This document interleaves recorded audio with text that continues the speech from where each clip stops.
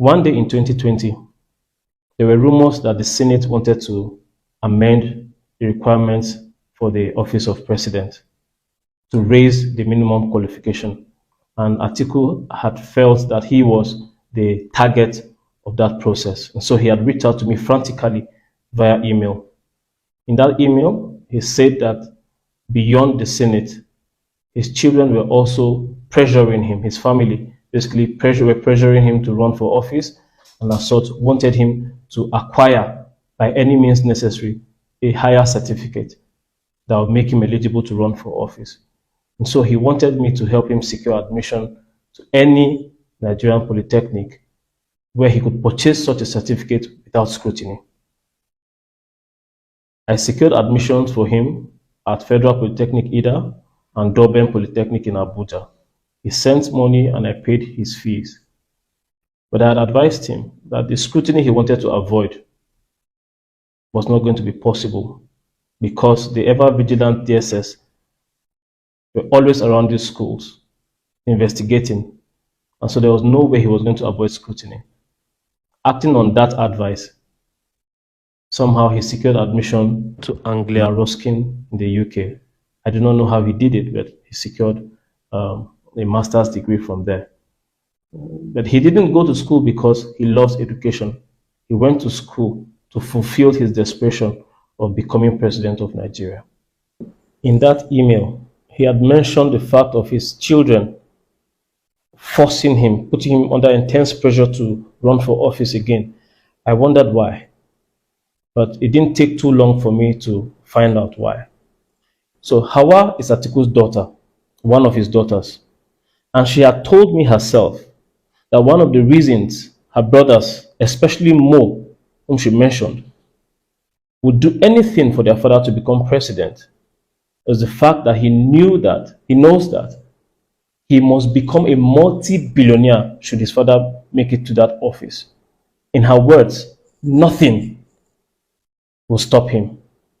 Now, when you put into perspective the fact that Atiku has 31 biological children, each one of them wanting to become a multi-billionaire, then you'd understand why he should be afraid of letting this family near that space. I was later to speak with Mo himself, and he affirmed what his sister told me. He said that there's no other goal in his life right now than for his father to become president, because he knows that when his father wins, his appetite will become larger. Also, these children want to emulate their father's royalty or royal lifestyle lived abroad. And so it is their dream to relocate abroad with their various families. But they feel that the billions they already have, even by the admission of their father, they are living comfortable lives here, that those billions are not yet enough. They need more. And so they need their father to be in office so they can embezzle more money and relocate. Do you know what it will cost you, this country, for 31 children to aim to be multi-billionaires in a country where we are already short of funding for major critical projects? They'll rip Nigeria dry. You can listen to them. You don't have to take my word for it. Who complained big time about Chidoka? He said Chidoka used daddy's money and didn't deliver. Independent was very bitter. You know one thing with me. No one started to be president because no knows that when and if daddy becomes president, he will be a multi-billionaire. Nothing will stop him. So he will bet his everything. The thing is, I don't know if it's ambitious, and so is Muhammad. I don't know if it's very selfish, and so is Muhammad. I don't know likes money, and so does Muhammad. Just two of the time. And so it is true. And everybody wants to feel closer to that.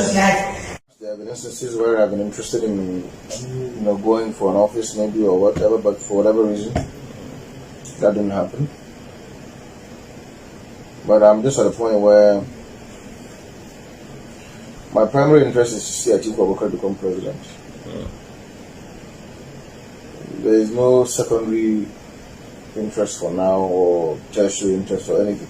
That is the only interest I have now. Now, once we are successful, then I would say my appetite will now become very, very large. It makes sense. You know, so that's more what I'm focused on.